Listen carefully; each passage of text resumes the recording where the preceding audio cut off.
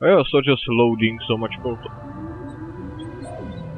Kolto is a precious resource. Its healing powers are near miraculous. During times of war, Kolto becomes even more valuable. As long as we have the permits, we will continue to harvest Kolto and ship it to our Republic soldiers battling against the Sith. Of course, the Sith enjoy the very same privileges. If there was some way we could gain an edge over the Sith in our Kolto supply, but the Selkath are fiercely protective of their neutrality in this conflict. They do not want to grant either side an advantage. I have some questions about Acto City. A beautiful place, Ahto City. A paradise on the water. Remember, within the city itself, the Selkath have absolute authority. They're a tough race, but fair. Obey the Selkath laws, keep the peace, and you should encounter no problems. I assume you received a visitor guide to the city when you docked your ship. I regret there is little I can tell you that's not in the visitor guide, my good Jedi. My duties rarely permit me to venture beyond the walls of the Republic Embassy. I'm on a mission from the Jedi Council. Perhaps you can help me with it. Oh, of course. Of course I'll do whatever I can. But I'm only a simple diplomatic representative of the Republic. I doubt I can be of any use to the Jedi I seek Council. a storm, a remnant of an ancient and forgotten race. An ancient and forgotten race. And you think it may be here on Manan? You know something? Well, perhaps. But if you want to get information about that, you'll have to do something for me first. Come on, tell me. What do you want me to do? We were using a submersible reconnaissance droid in the ocean surrounding Ahto City, and it was damaged. It took a data recording of the outside of the city before being driven off by the Faraxan sharks. But while it was returning to the surface, it encountered difficulties and was disabled. Its automatic systems floated it to the surface, but we could not retrieve it in time. The Sith were applying subtle pressure to the Selkath authorities for some reason we've not determined, and were able to delay us long enough that they could retrieve the droid before we did. The droid's data centers are heavily encrypted, so it will take the Sith several days, we believe, to get to its data. It was captured 12 hours ago. It is imperative that we get it back. What is a droid? It's heavily guarded, we're sure, in the Sith embassy here on Manan. Since we have no remaining soldiers to spare, and certainly not our elite ones, we have no one capable of entering the Sith base and retrieving it. That is what we would ask you to do. How do I get into the Sith base? There are several leads we've been working on to get into the Sith base. Any of them should work for you, although it might be wise to concentrate your efforts on just one. The first method that's possible is to help us interrogate a Sith prisoner we managed to catch after he tried to infiltrate our base. He's being held just inside our enclave. We think he may be able to give us the passcode that the Sith give their informers to enter the base. He has proved most resilient so far. Is there another way?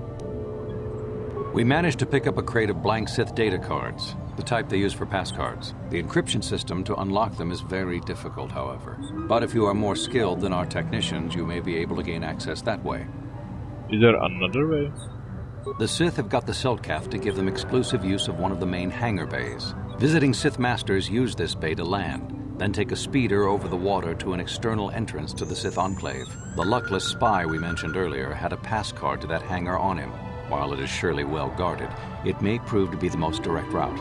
Here's the card. The Sith base itself is very heavily guarded.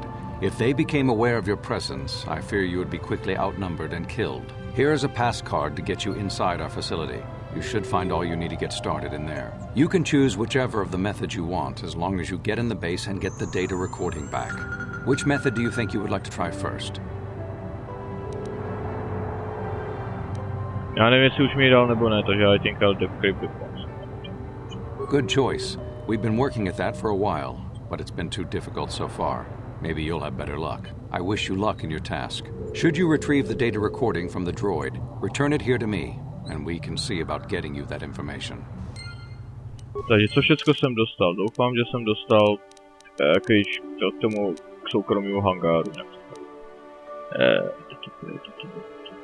Hangárky, jaký je to Sith. Yes! Skvěle. Skvěle.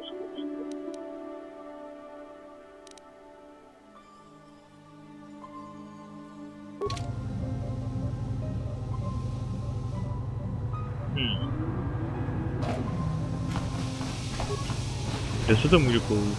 zkusit dekryptovat, to něco. If you got a problem, go talk to our diplomatic representative. Don't bother me with it. Nějaký dveře. Restricted access.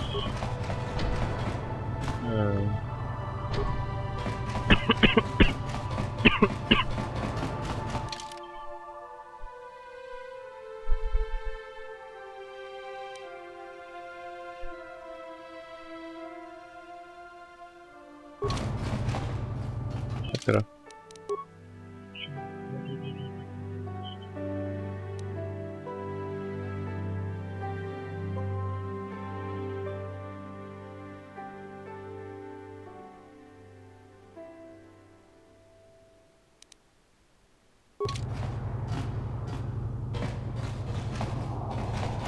So you're the one who's gonna try to get into the Sith base, eh? Huh, good luck, you're gonna need it. This is our main computer room here. We got the box of pass cards we got from the Sith, but we haven't been able to break their encryption yet. We have been able to decode the numeric system they use, but there are holes in our terminal sequence patterns. Terminal sequences. The strings of numbers that end the code sequences. If we could complete those strings, we would have the key to their encryption system. The encryption system is composed of 6 matrices. Each is based on a mathematical method. The holes we're missing are the final number in each of the strings. Most are simple, but the final 2 matrices seem to be much more difficult. Well, the second last matrix has a pattern looping back on itself, or something. And the last is divided into smaller subparts. Maybe the pattern for that is within each part. But I have to admit, all this is a bit over my head. I haven't even been able to slice past the first matrix, and I've been at this for hours. I've ruined a dozen cards already. But the good thing is we have a whole box of them, so you don't have to worry about running out anytime soon. Since Roland said you were cleared, you can use the computer freely. I'll be here if you have any questions.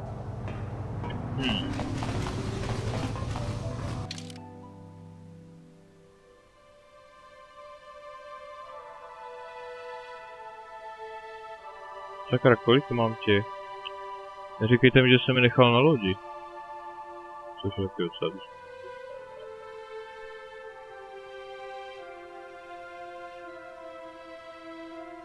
Tak už se dělám se po pátí, kde to je to vůbec? Tady jsou částky a tam ty tady nejsou? Ne.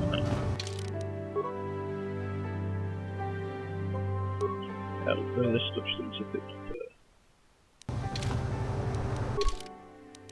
Zpátky do auta. A bunhu? Pam.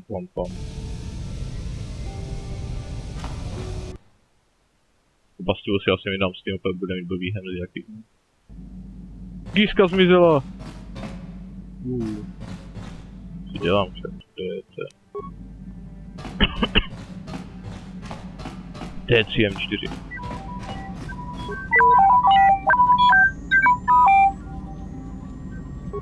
Kde mám? Já je prostě nevidím. Jsem slepej, nebo blbej, nebo... Jsou. Pak je nemám.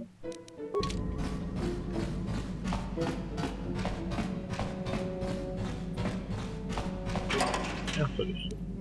Chtěl bych to 11 koupit, abych ukázal jednu tajnou věc, ale to je úplně... Co jak se nepovede. Jakože, co je tajná, to je ty jedna řádka, kterou vám klidně řeknu znovu. Takže...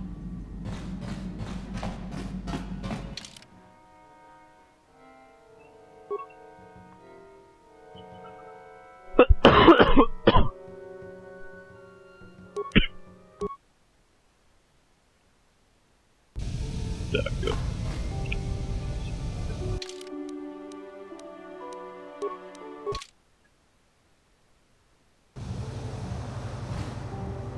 Tak, jdem tady zkoušet.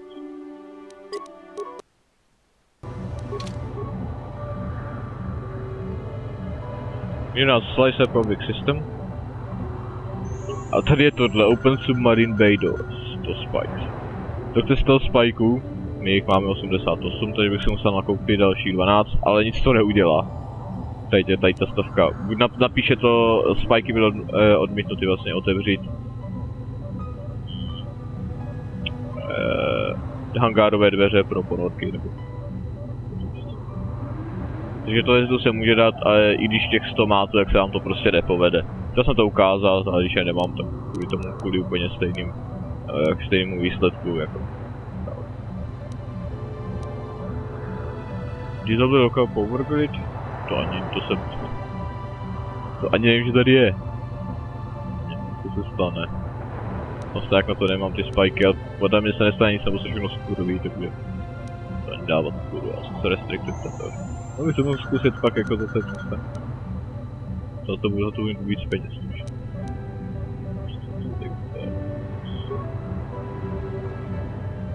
Download Sunray Incident Archive.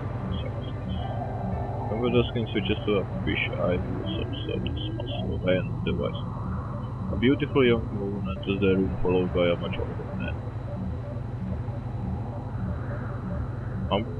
As she walks farther into the room, he softly closes the door, pulls a blaster and shoots her in the back. In her the back.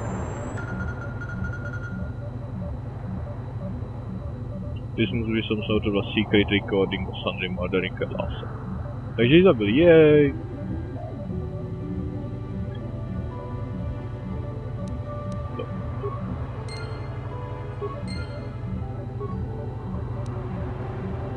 Decryption. Adding decryption. Accessing additive strings. 1, 2, 4, 7, 11, 16.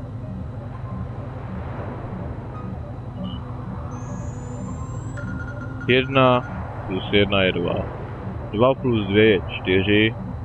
4 plus 3 je 7.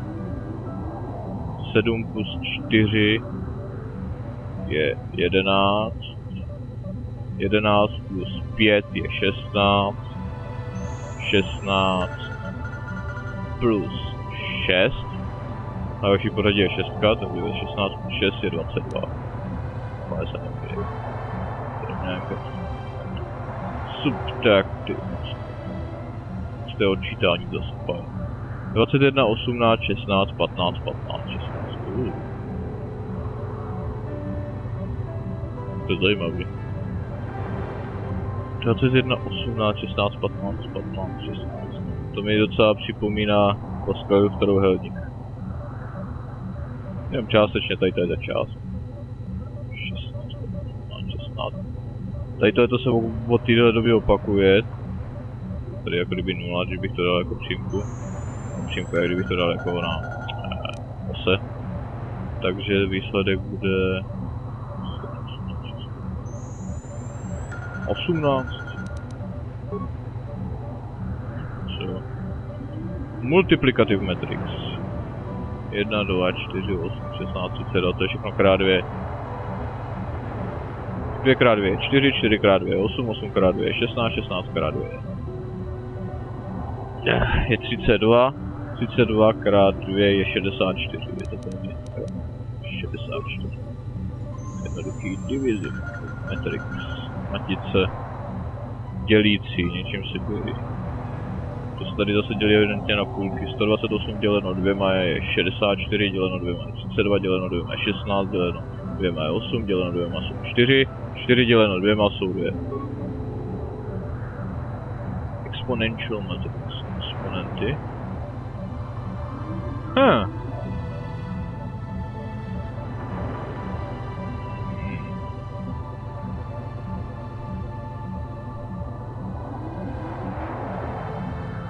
Tohle už je těžší. Spolupracuje. Zkusím si to zapsat v exponenciálním tvaru. A to budu ale potřebovat papíra trošku. 32, 81, 64.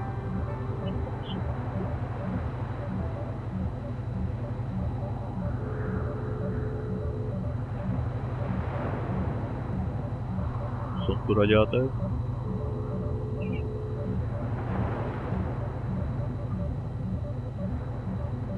Aha! Já myslím, že už to chápu. Kurňa. To je ústý. Kde mám papír? Je to něco jako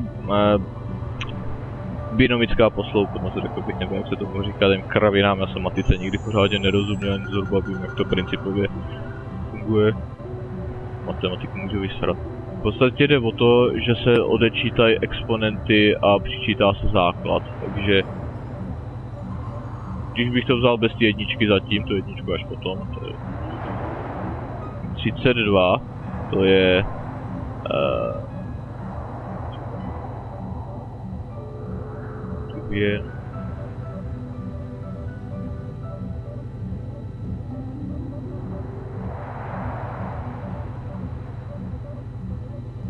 jo. To je 32, když si přepíšu to do exponenciálního tvaru, tak je to 2 na 5, tuším. Odhadem. 81 je 3 na 4. 64 to je, teď už se to dá odvodit, 4 na 3. A 25 je 5 na 2. A jednička je tudíž 1 na 6. Takže máme posloupnost 1 na 6, 2 na 5, 3 na 4, základ se zvyšuje, exponent se snižuje. A 4 na 3, 5 na 2, tím pádem to další číslo je, že 5 plus 1 je 6, takže základ je 6 na 1. 6 na 1 je 6. Hej. Logaritmy, nenávidím logaritmy. Kurňa. Svině. Takže máme tyhle ty čísla. Z těch prvních si asi zase zjistím ten rozdíl mezi nimi, nebo něco takového. Tak já si napíšu. Takže je to 1 a 0. Tady 8 a 3, 32 a 5, 128 a druhej 128 a druhej teda chybí tady u tohohle. To co má dopsat, takže máme tady 4 dvojice. No to je silné. Takže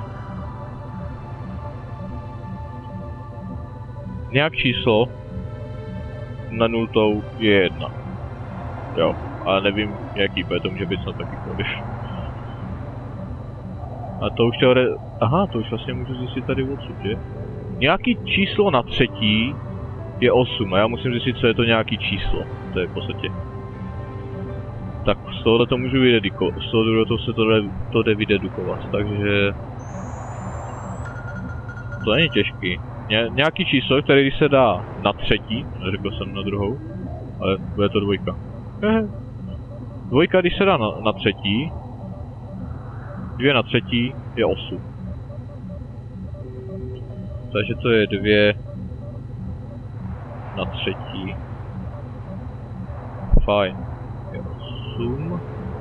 Takže tohle to je 2 na 0. Kde máme 2 na 0? 2 na 3.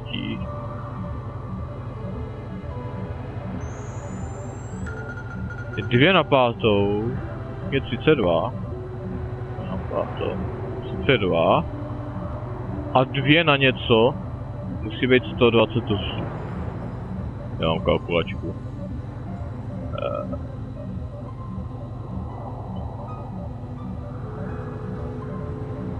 Kalkulačka říká, typem pokus omyl, že je to 2 na 7. Takže tady chybí 7. Tady má být 7. Ne. A 7. Logaritmy zasraný. Je to tak, je to tak. Cat reprogramming success. Yes! Uctívejte mě prosím v komentáři. Děkuji. Papír můžu dát pryč. Logo.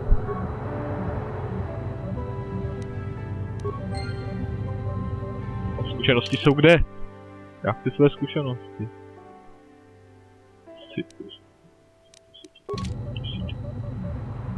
Fajn, to se povede.